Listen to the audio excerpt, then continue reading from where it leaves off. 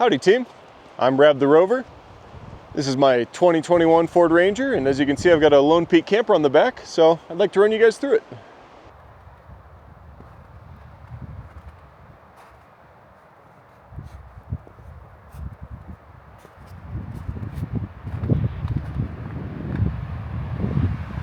We'll start with the exterior of the camper. The bones of it, the frame, is built out of these aluminum extrudes. They're incredibly strong, gives it a lot of rigidity. They have these great kind of channels built into them that are great for adding accessories. So I've got some grab handles on the corners. Up on the roof here I've got these crossbars, and you can do anything. People are doing 270 awnings, they're doing hangers for their diesel heaters. Kind of sky's the limit with this stuff. Which is really nice having that kind of versatility. Down here where it actually attaches to the truck, they use a double bulb kind of gasket, heavy rubber material. So far, no water intrusion or anything like that for me. And then there's also a rubber seal along the front here that really locks the camper to the bed, so you don't have to worry about water coming up on heavy rain days and things like that. The side panels they use all around and on the top are a thin aluminum composite material. I believe they use it in building and signage too. It's very strong, it's very light. It does scratch pretty easily, but not really a concern for me. The truck's gonna get scratched up driving through heavy underbrush anyways. It's got a single handle, super convenient if your hands are full trying to get stuff in and out. But the big selling point for me with these is when you open the side, you've got full access all the way around. There's no supports or anything like that because of the strength of the extrudes. So it's very easy to reach in and get whatever you need, shovel, pickaxe, whatever it may be, and then you can just close it right back up and keep on going. Setup is incredibly quick and easy. You just get to camp, get yourself where you need to be. Just step on up here, pull the latches, push up until the gas struts take over. Pull this bungee down. This bungee just holds all the material for the tent when it's traveling, so it's easier to pack up and go. Then you just open the back hatch, step on in, push out the tent's bar, and there you go, ready to rock.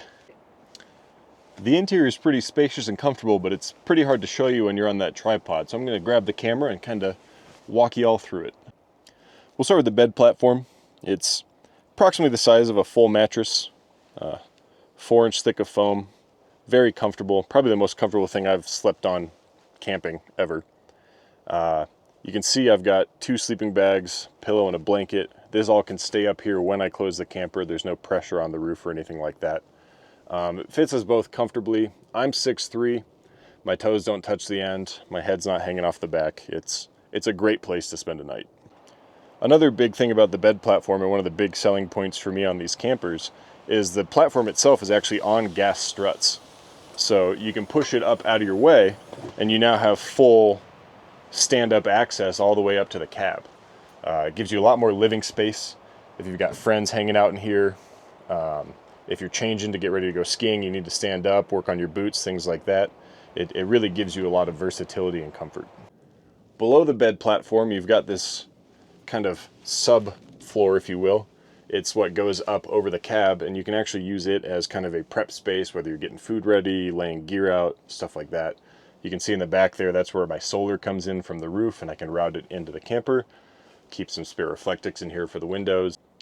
Admittedly, we built our camper pretty bare bones. We like to keep it simple when we go camping, but we did opt for this pass-through window, as well as this ceiling fan up here, just so we can have airflow, circulation if we're in here in the wintertime and we're cooking, or in the summertime if the dog is in here, we don't want her to get too hot. We can have the fan running with that window crack just to promote airflow. Both great features, not required by any stretch of the imagination, but we've been pretty happy with them so far. Another nice feature when it comes to the interior of the camper is the slots that are on the outside of the extrudes, they also put them on the inside, which allows you to kind of customize and put things where and how you need them. So for example, I built these ski racks out of some scrap wood so that in the wintertime when we're backcountry skiing, we could just have our skis tucked in here, nice and safe. We don't have to worry about them getting stolen or anything like that. And then in the summertime, I just need an Allen key, a couple minutes, I can pull them out and get them out of here, and we're just back to a nice big open window. As you can see, bed platform push out of the way, there's a ton of living space in here. The Ford Ranger isn't a big truck, but we can very comfortably fit 3 to 4 people in here. A few months ago, we were out in Utah, we got caught in a huge windstorm, and there were 4 of us in here just hanging out, chatting, waiting for it to blow by, and honestly, we were all rather comfortable the whole time. Give you guys a quick run through of the interior build on the truck. So before I even got the camper, I've got these built right panels on the sides. They make it very convenient because I can keep tools, spare water, fuel, axes, saws, things like that, all installed in the truck full time. When I open the sides of the camper, it's very easy for me to reach through and just grab whatever I need. Don't even have to crawl in.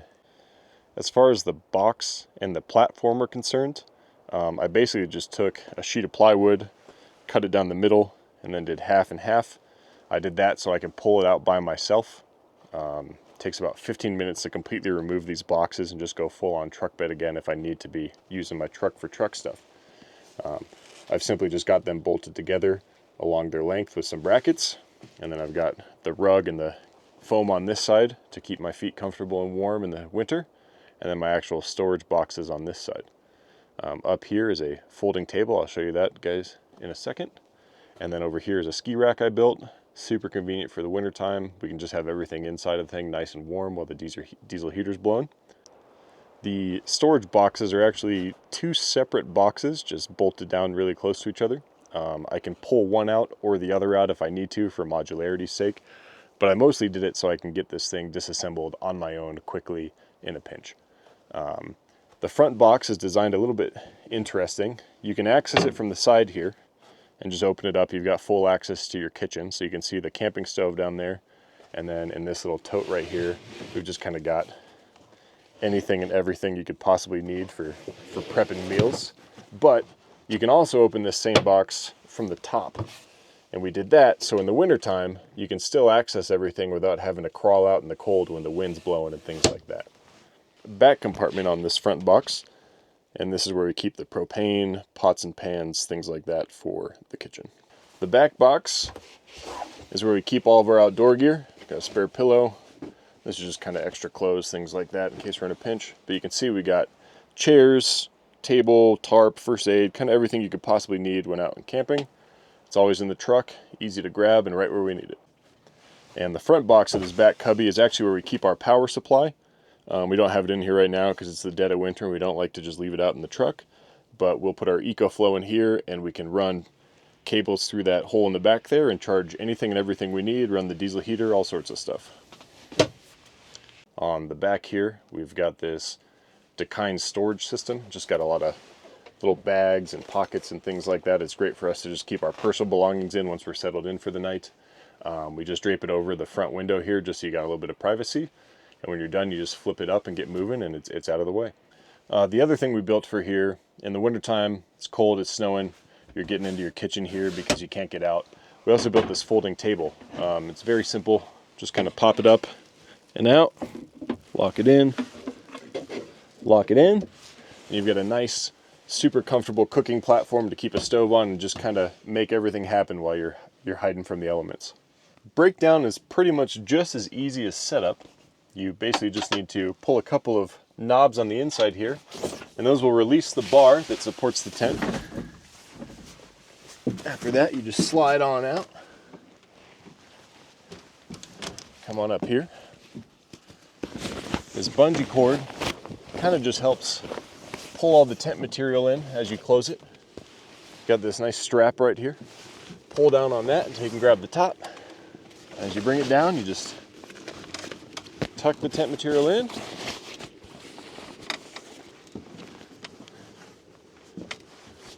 Oh.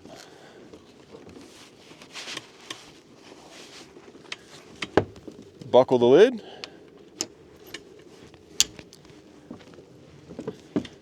And you're on your way. Thank you all for checking out the camper. If you need aftermarket accessories, I highly recommend Upper Left Adventure Gear. They make these covers for the locks. They make these spots for the diesel heater hangers. All sorts of useful things that kind of improve the camper. If you need more information on the camper, Lone Peak itself has a great YouTube channel. They've got lots of videos running through all their accessories, their manufacturing process, really fills in any of the holes that you have. If you have any other questions for me, feel free to comment below. I'd love to get back to you on anything. If you want to deep dive on something I've done, something I've built, let me know and I'll try to help you out. Don't forget to like and subscribe. Thank you so much.